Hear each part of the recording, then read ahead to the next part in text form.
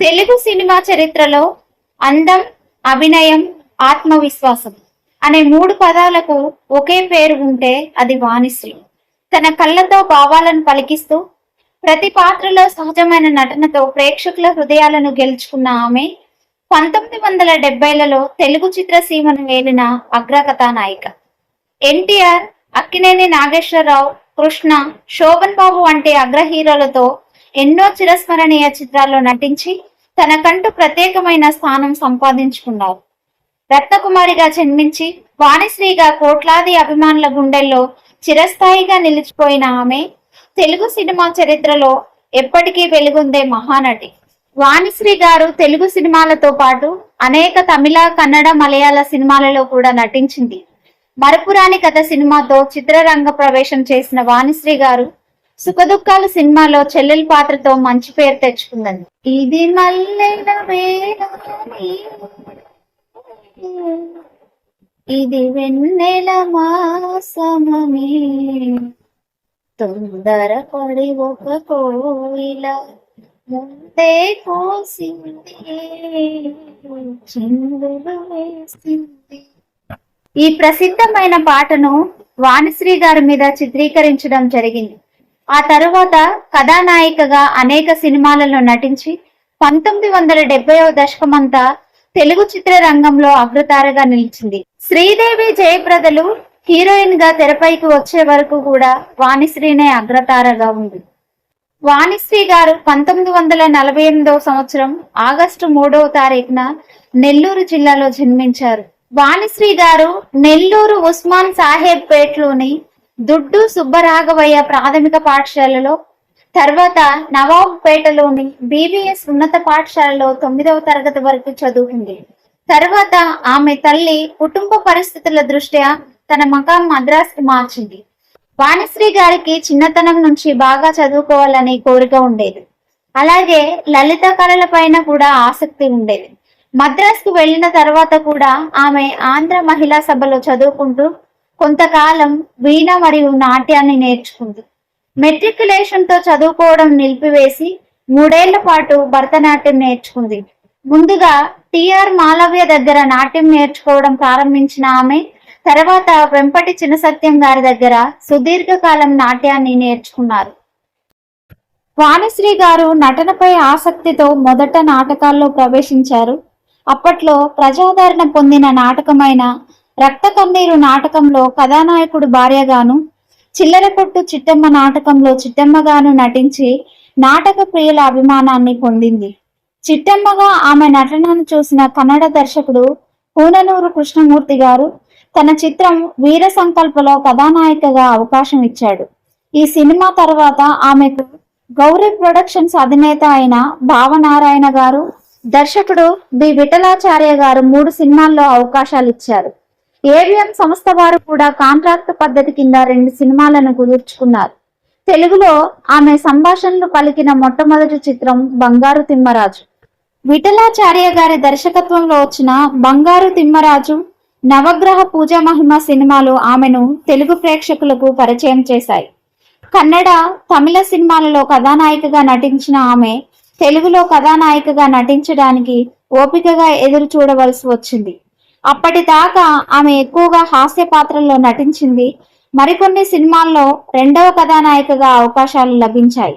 ఒకవైపు తమిళ, కన్నడ అగ్ర కథానాయకులైన ఎంజీఆర్ గారు, శివాజీ గణేశన్ గారు, రాజ్ కుమార్ గారు లాంటి వారి సరసన కథానాయికగా నటిస్తూనే తెలుగులో రాజబాబు లాంటి హాస్య నటుల సరసన సహాయ పాత్రల్లో నటించింది.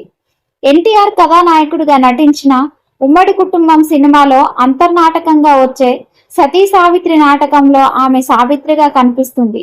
ఆమెకు నటిగా పేరు గడించిన తర్వాత సతీ సావిత్రి అనే సినిమాలో టైటిల్ రోల్ పోషించింది. అందులో యముడిగా ఎన్టీఆర్ గారు నటించాడు. వాణిశ్రీ గారు హాస్య పాత్రలు పోషిస్తున్నప్పుడే బిఎన్ రెడ్డి గారు ఆమెకు బంగారు పంజరం అనే సినిమాలో కథానాయికగా అవకాశం ఇచ్చారు.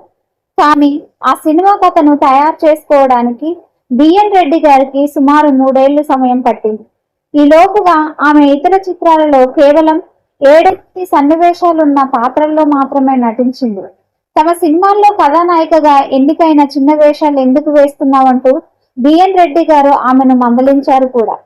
సుఖదుఖాల సినిమాలో ఆమె ధరించింది చిన్న పాత్రే అయినా బహుళ ప్రజాదరణ పొందిన ఇది మల్లెల వేలే అనే పాటను ఆమె మీద చిత్రీకరించారు.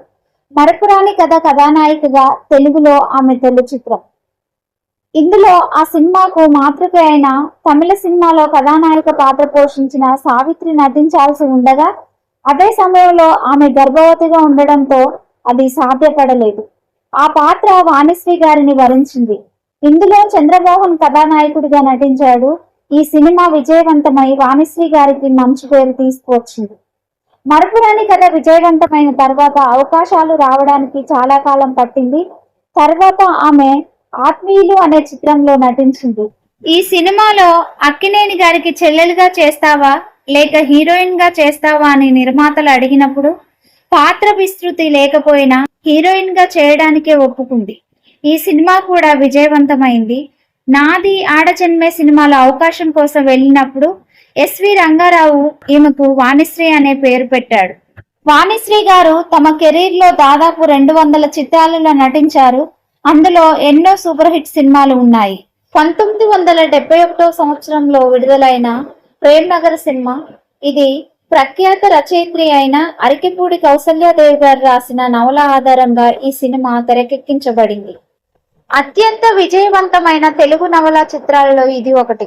అంతకు ముందు కొన్ని సినిమాలలో నష్టాలను ఎదుర్కొన్న డి రామానాయుడు గారు ఈ సినిమాతో నిర్మాతగా సినీ రంగంలో నిలదొక్కున్నాడు. ఈ సినిమాను భారీ బడ్జెట్ తో తమిళం, హిందీలలో కూడా పునర్నిర్మించారు. కళ్యాణ్ అనే జమీందారు కొడుకు విలాసవంతమైన జీవితానికి దురలవాట్లకు బానిసయ్యాడు. ఎయిర్ హోస్టెస్ గా పరిచయమైన లత వారింట్లో సెక్రటరీగా చేరుతుంది. అభిమానవతి అయిన ఆమె క్రమంగా కళ్యాణ్ ను నిలకడైన జీవన విధానం వైపు మళ్లిస్తుంది. ఆమె పట్ల ఆకర్షితుడైన కళ్యాణ్ ఆమెను వివాహం చేసుకోవాలనుకోగా కుటుంబం నుండి ప్రతిఘటన ఎదురవుతుంది. అలా విడిపోయిన వారు తిరిగి కలుసుకుంటారు. ఈ సినిమాలోని పాటలు తెలుగు చలనచిత్ర రంగంలో ఆల్ టైమ్ హిట్లైన పాటల జాబితాలో చేరుతాయి. ఇందులో ఎవరి కోసం ఎవరి కోసం ఎవరి కోసం, ఈ ప్రేమ మందిరం, ఈ శూన్యనందనం, ఈ సినిమాలోని అన్ని పాటలు ఆల్ టైమ్ ఫేవరెట్ గా నిలిచిపోయాయి. 1971లో విడుదలైన దసరా బుల్లోడ్ సినిమా, ఇది జనవరి 13వ తేదీన సంక్రాంతి కానుకగా విడుదలయ్యింది. జగపతి ఆర్ట్ పిక్చర్స్ పతాకంపై విబి రాజేంద్ర ప్రసాద్ నిర్మించి దర్శకత్వం వహించారు. ఈ సినిమాలో అక్కినేని నాగేశ్వరరావు గారు, వాణిశ్రీ, చంద్రకళ గారు ముఖ్య పాత్రలు పోషించారు. సంగీతం కెవి మహదేవన్ గారు సమకూర్చారు. ఎట్టాగో ఉన్నది ఓలమ్మి, ఏటేటో కుండె చిన్నమ్మి, చేతిలో చెయ్యేసి చెప్పు బావా, చేసుకున్న వాసలు చెరిగిపోవని మరచిపోనని, చేతిలో చెయ్యేసి చెప్పు బావా ఇప్పటికీ ప్రజాదరణను పొందుతూనే ఉన్నాయి. ఇవే కాకుండా జీవన తరంగాలు, జీవన జ్యోతి, కృష్ణవేణి, శ్రీకృష్ణ తులాభారం, ఆరాధన, ఇద్దరమ్మాయిలు, గంగమంగ, మరపురాని కథ, అత్తకి యముడు, అమ్మాయికి మొగుడు, సీతారత్నం గారి అబ్బాయి సినిమాల్లో తన పాత్రతో ప్రేక్షకులను మైమర్పింపజేశారు. అలాగే ఈ చిత్రాలలో ఆమె ద్విపాత్రాభినయాలతో పాటు వైవిధ్యమైన పాత్రల్లో నటించి తెలుగు ప్రేక్షకులను ఎంతగానో అలరించారు. వాణిశ్రీ గారు తెలుగుతో పాటు తమిళ, కన్నడ మరియు హిందీ భాషలలో కూడా అనేక విజయవంతమైన చిత్రాలలో నటించారు. తమిళంలో ఆమె శివాజీ గణేశన్ మరియు ఎంజీఆర్ వంటి అగ్రకథా నాయకులతో కలిసి నటించారు. తమిళంలో వసంత మాలిగై, ఇది తెలుగు ప్రేమ్ నగర్ చిత్రానికి తమిళ రీమేక్, అక్కడ కూడా భారీ విజయాన్ని సాధించింది. వాణి రాణి సినిమా శివాజీ గణేశన్ తో కలిసి నటించిన ద్విపాత్రాభినయ సినిమా ఇది. కన్నన్ ఎన్ కాదలిన్, ఎంజీఆర్ సరసన నటించిన సూపర్ హిట్ సినిమా ఇది. ఇది వాణిశ్రీ గారికి ఎంతో పేరును తెచ్చిపెట్టింది. ఉయర్న మనిదన్, తలైవన్, ఉరుక్కు ఉలైప్పవన్ అనే సినిమాలు తమిళంలో నటించారు వాణిశ్రీ గారు. వాణిశ్రీ సినిమా రంగ ప్రవేశమే 1964లో వీర సంకల్ప అనే కన్నడ సినిమా ద్వారా జరిగింది. కన్నడలో సత్య హరిశ్చంద్ర, మిస్ లీలావతి, మురియాదా మనే ఆలియా వంటి కన్నడ సినిమాలలో నటించారు వాణిశ్రీ గారు. శ్యామ్ బెన్గల్ దర్శకత్వంలో తెలుగు, హిందీ భాషల్లో ఏకకాలంలో తెరకెక్కిన సినిమా కొండూరా సినిమా. ఇలా చెప్పుకుంటూ పోతే ఎన్నో విజయవంతమైన చిత్రాలు ఉన్నాయి వాణిశ్రీ గారి కెరీర్ లో. వాణిశ్రీ గారిని ఎన్నో అవార్డులు మరియు పురస్కారాలు వరించాయి. అందులో రఘుపతి వెంకయ్య అవార్డు, ఇది 2013 సంవత్సరానికి గాను తెలుగు చలనచిత్ర పరిశ్రమకు ఆమె చేసిన విశేష సేవలకు గాను ఆంధ్రప్రదేశ్ ప్రభుత్వం ఈ ప్రతిష్టాత్మక జీవితకాల సాఫల్య పురస్కారాన్ని అందజేసింది. అలాగే ఫిలింఫేర్ ఉత్తమ నటి అవార్డులు కూడా అందుకున్నారు. 1973 సంవత్సరంలో జీవన తరంగాలు సినిమాకి గాను, 1974 సంవత్సరంలో కృష్ణవేణి సినిమాకి గాను, 1975 జీవన జ్యోతి సినిమాకు గాను ఫిలింఫేర్ ఉత్తమ నటి అవార్డులను అందుకున్నారు. కవిగర్ కన్నదాసన్ అవార్డు 2001లో అందుకున్నారు. అలాగే మీనా కుమారి అవార్డు, మాధవ్ పెద్ది ప్రభావతి అవార్డు, ఇవే కాక ఆమె నంది అవార్డులను, తమిళనాడు రాష్ట్ర ప్రభుత్వ చలనచిత్ర అవార్డులను కూడా అందుకున్నారు. వాణిశ్రీ గారి వ్యక్తిగత విషయానికి వస్తే 1970ల చివరిలో కెరీర్ అగ్రస్థానంలో ఉన్నప్పుడే ఆమె సినిమాలకు విరామం ఇచ్చి తన ఫ్యామిలీ డాక్టర్ అయిన డాక్టర్ కరుణాకరన్ గారిని 1978 సంవత్సరంలో వివాహం చేసుకున్నారు. ఈ దంపతులకు 2 పిల్లలు ఉన్నారు. ఒక కుమార్తె అనుపమ మరియు ఒక కుమారుడు అభినయ వెంకటేష్ కార్తీక్ ఉన్నారు. ఆమె పిల్లలిద్దరూ వైద్య వృత్తిని ఎంచుకున్నారు. 2020 మే 23న ఆమె కుమారుడు డాక్టర్ అభినయ కార్తీక్ 36 ఏళ్ల వయసులోనే హఠాన్మరణం చెందడం ఆమె జీవితంలో ఒక పెద్ద విషాదాన్ని నింపింది.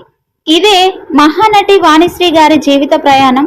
సాధారణ కుటుంబంలో జన్మించి తన అసాధారణ నటనతో తెలుగు సినీ చరిత్రలో చెరగని ముద్ర వేసిన ఆమె ఎన్నో అద్భుతమైన పాత్రలతో కోట్లాది ప్రేక్షకుల హృదయాల్లో శాశ్వత స్థానం సంపాదించారు. ఆమె అందం, అభినయం, వ్యక్తిత్వం తరతరాలకు స్ఫూర్తిగా నిలుస్తూనే ఉంటాయి. ఈ వీడియో కనుక మీకు నచ్చినట్లయితే లైక్ చేయండి, షేర్ చేయండి. ఇలాంటి మరెన్నో వీడియోల కోసం రైజ్ తెలుగు స్టోరీస్ ఛానల్ను సబ్స్క్రైబ్ చేసుకోండి. ధన్యవాదాలు.